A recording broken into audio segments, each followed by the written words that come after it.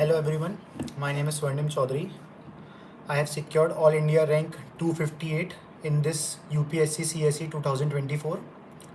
मैं आज आप लोग के साथ मेरी अपनी खुद की जर्नी से शेयर करना चाहूँगा कि मेरा जो यूपीएससी का एक्सपीरियंस रहा वो कैसा रहा और उसमें मैंने क्या प्रॉब्लम फेस करी और कैसे मैंने उन्हें ओवरकम किया। तो ये मेरा थर्ड अटेम्प्ट था यूपीएससी में।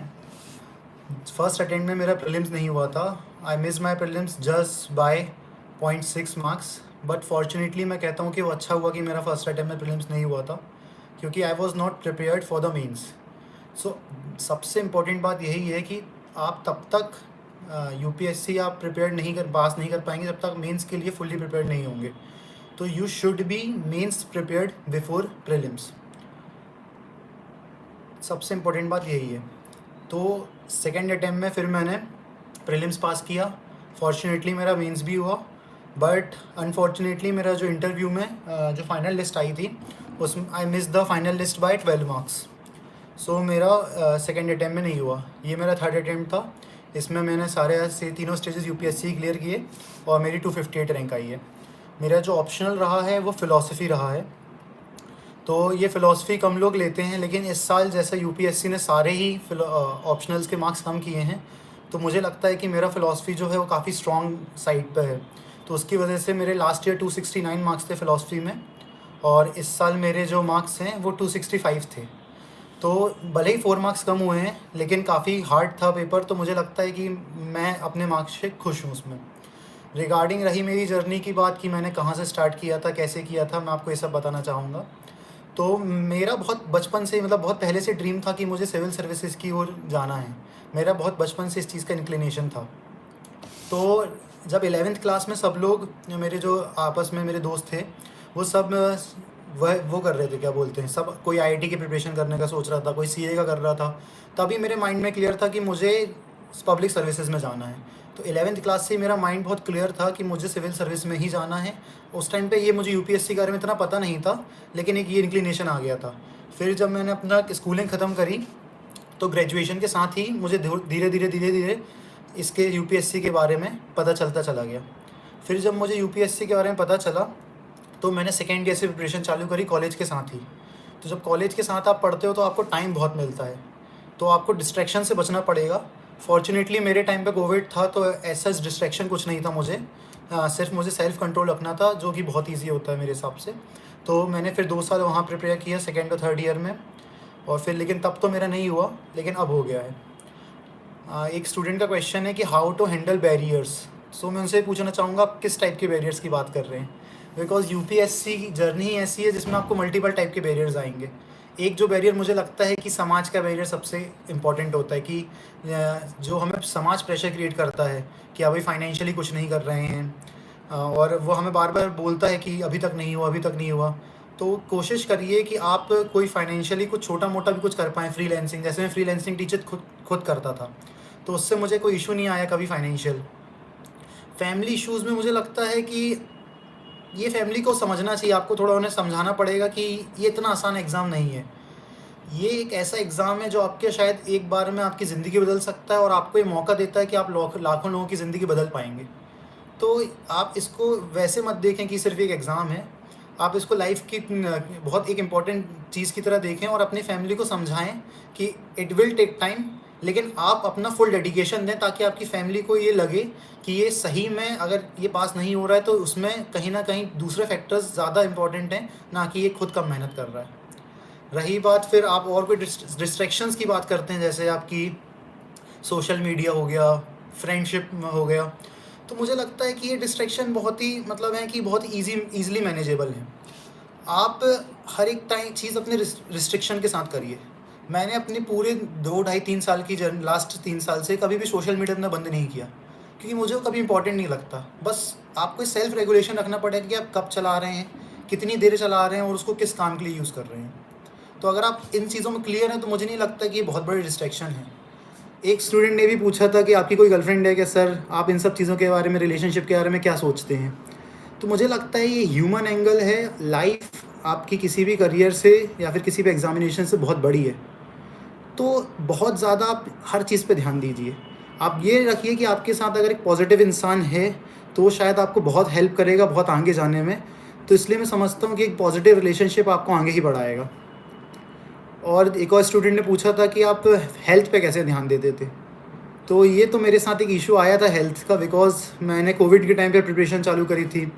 तो मैंने अपना काफ़ी वेट गेन कर लिया था। मैं अराउंड 97-98 तक पहुंच गया था वेट गेन करते करते। फिर मुझे समझ में आया कि हाँ, ऐसे नहीं चल सकता। तो मैंने अपना फिज़िकली पे भी ध्यान दिया। मैं देन आई स्टार्टेड जिम, और धीरे धीरे धीरे मैंने वो वेट भी कम करा। बुक लिस्ट पूछ रहे हैं आप लोग, तो बुक लिस्ट मुझे लगता है यूपीएससी का ऐसा एग्ज़ाम है जिसमें आपको बुक लिस्ट से नहीं जाना चाहिए। ये कंट्रोवर्शियल हो सकता है मेरा कहना, लेकिन मैं इसलिए कह रहा हूँ क्योंकि आप सबसे पहले जाइए सिलेबस की तरफ। आप जाइए पूरा मेंस का सिलेबस खोलिए, उसके जितने पॉइंटर्स हैं उन सब के पॉइंटर्स को देखिए और उसके पहले पीवाईक्यू देखिए। आपको समझ में आएगा कि यूपीएससी का माइंडसेट क्या है, यूपीएससी आपसे क्या चाहता है। तो जब आपको ये माइंडसेट क्रिएट होगा कि यूपीएससी को क्या चाहिए, तो फिर आपको समझ में आएगा कि मुझे पढ़ना कैसे है। फिर सोर्सेज बहुत सारे हैं आपके पास। कुछ तो बेसिक बुक्स हैं ही, जैसे लक्ष्मीकांत हो गई पॉलिटी के लिए, आर्ट एंड कल्चर के लिए कुछ पार्ट नितिन सिंघानिया के, बाकी तो एनसीईआरटी से हो जाता है। ज्योग्राफी के लिए एनसीईआरटी बहुत अच्छी हैं, और मैं सुदर्शन गुर्जर सर की वीडियोस रेफ़र करता था यूट्यूब से। और आपको हिस्ट्री के लिए मुझे प्रतीक नायक सर भी बहुत अच्छे लगते थे। तो मैं कहूँगा सोर्सेज से आप इतना इशू नहीं है, क्योंकि हम डिजिटल टेक्नोलॉजी के ज़ेरा में रहते हैं। आप सोर्सेज से फोकस मत करिए, इशू है कि स्ट्रेटेजी आपकी कितनी सही है कितनी गलत है। तो स्ट्रेटेजी में सबसे पहले आप ये याद रखिए कि आपको मेंस के लिए प्रिपेयर करना ही करना है। प्रीलिम्स पास होने से पहले आपका 80% ऑफ द सिलेबस कंप्लीट होना चाहिए। आपने थोड़ी बहुत आंसर राइटिंग करी होनी चाहिए। मैं ज़्यादा नहीं कह रहा हूँ कि बहुत टेस्ट लिख लिए हूँ, लेकिन एटलीस्ट आपको टेस्ट देते आना चाहिए। आप 3 घंटे, आपके पास पेशेंस होना चाहिए कि आप 3 घंटे बैठ के दे पाएँ।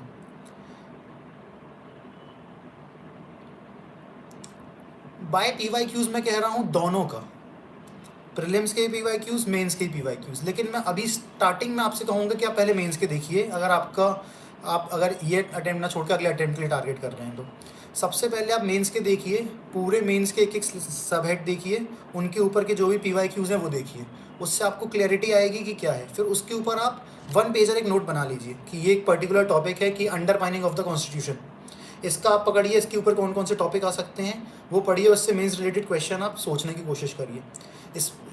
सिमिलरली एक क्वेश्चन आए लिबरलाइजेशन ऑफ इकनॉमी, तो लिबरलाइजेशन इकनॉमी में क्या क्या यूपीएससी पूछ सकता है, क्या क्या आपके पास बेसिक्स हैं, उसके बाद आप इनमें वैल्यू एडिशन करिए। तो ऐसे आप जब धीरे धीरे करेंगे तो आपको समझ में आएगा कि आपका बेसिक मटेरियल तैयार हो रहा है।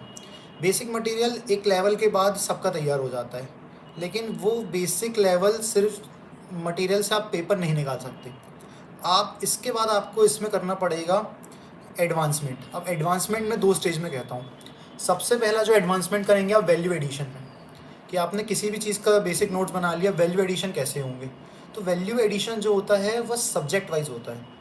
जैसे GS2 में जो वैल्यू एडिशन होता है तो उसमें सुप्रीम कोर्ट जजमेंट्स हो गए, नीति आयोग की कोई रिपोर्ट हो गई, या फिर बहुत सारे इंडिपेंडेंट ऑर्गेनाइजेशंस हैं उनकी कोई रिपोर्ट हो गई। तो जब आप ये करें, उनको आप कोट करेंगे आपके आंसर्स में, लॉ कमीशन की रिपोर्ट हो गई, तो आपको अलग से दिखेगा कि आप बहुत वेल रेड पर्सन हैं। तो उससे आपका क्या होगा कि आपका आंसर अलग दिखेगा। First point. सेकेंड पॉइंट जो मैं अलग करता था, मैं ज़्यादा फोकस करता था वाई पे। कभी भी क्वेश्चन में यदि वाई पूछा है तो वाई पे फोकस करिए, ना कि वॉट एंड हाउ पे। अब इसका एग्जाम्पल, जैसे उनने पूछा कि decreasing the due to the decrease of the strength of opposition, जो पार्लियामेंट की जो डिबेटिंग पावर है या फिर पार्लियामेंट की जो अकाउंटेबिलिटी है वो रिड्यूस हो रही है। तो आपको उसमें जस्टिफाई करना पड़ेगा कि कैसे कैसे अपोजिशन के इम्पैक्ट जो कम होने की वजह से पार्लियामेंट की अकाउंटेबिलिटी कम हो रही है।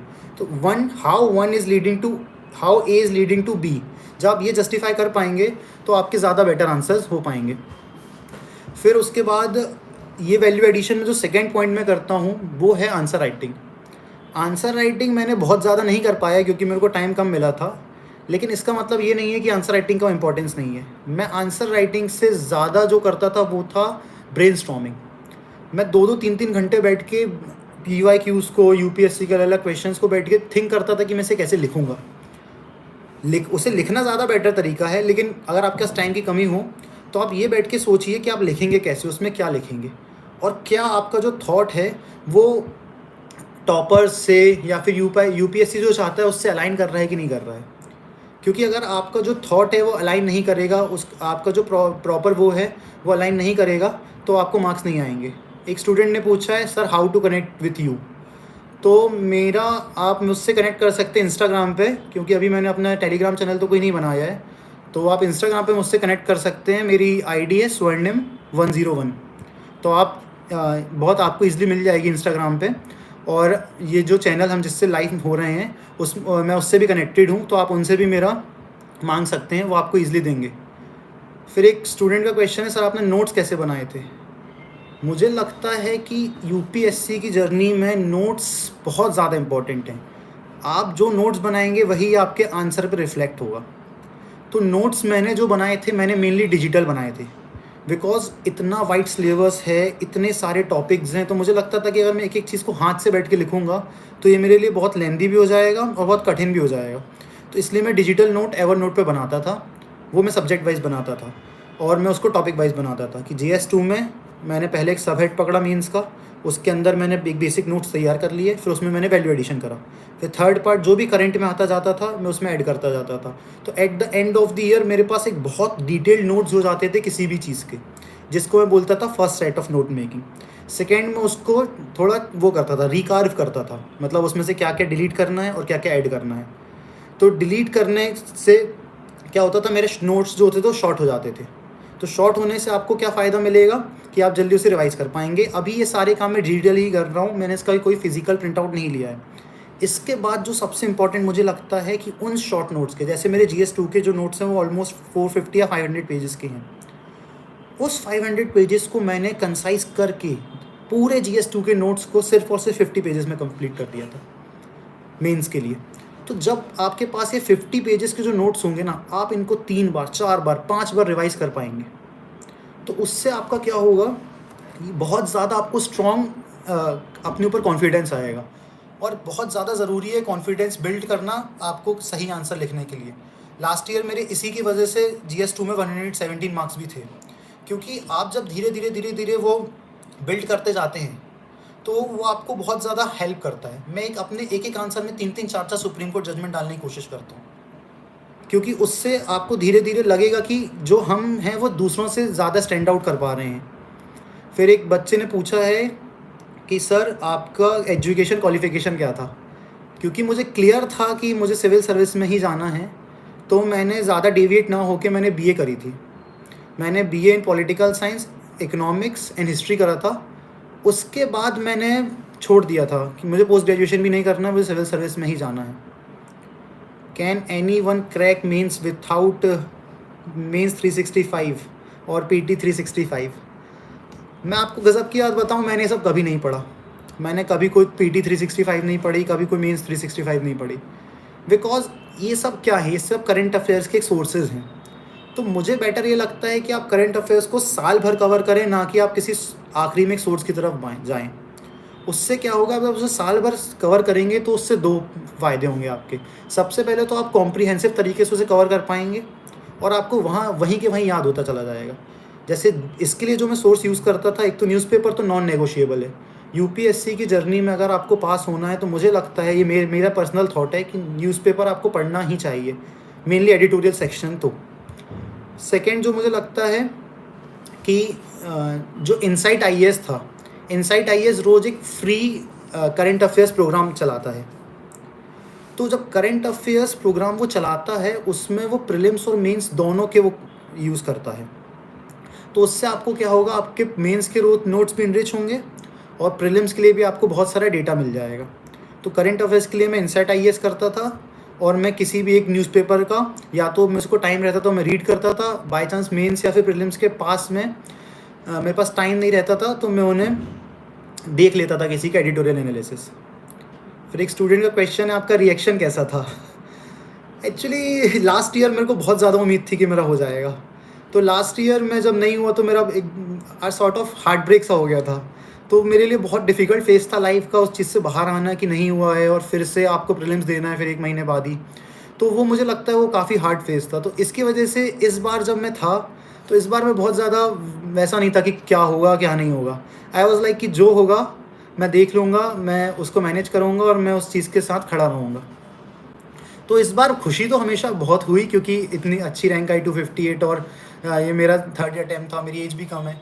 तो खुशी बहुत हुई, घरवाले भी बहुत खुश थे और उस दिन तो अनफॉर्चुनेटली मेरे घर पे लाइट भी नहीं थी। मैं जबलपुर में था तो ट्रांसफार्मर का कुछ इशू आ गया था मेरे मोहल्ले में, तो लाइट भी नहीं थी। फिर मेरे दोस्त का फ़ोन आया मेरी मम्मी के फ़ोन पे कि स्वर्णिम का हो गया है, तो मैं बहुत ज़्यादा खुश था उस चीज़ से रिलेटेड। फिर एक स्टूडेंट का क्वेश्चन है कि सर आपने कोचिंग कहाँ से करी थी? तो कोचिंग मैं कहूँगा मैंने करी है, मैं ये नहीं कह रहा हूँ मैंने कोचिंग नहीं करी है, लेकिन मैं उनका नाम यहाँ इसलिए कोट नहीं करना चाहूँगा क्योंकि मुझे नहीं लगता वो कोचिंग बहुत ज़्यादा मेरे लिए बेनिफिशियल रही हूँ। इवन मुझे लगता है मेरे का कोचिंग की वजह से ही मेरे को इतना टाइम वेस्ट करना पड़ा अपना, क्योंकि जब आप कोचिंग करते हो आप मोर फोकस्ड रहते हो कि मैं पढ़ लूँ, मैं पढ़ लूँ, मैं पढ़ लूँ।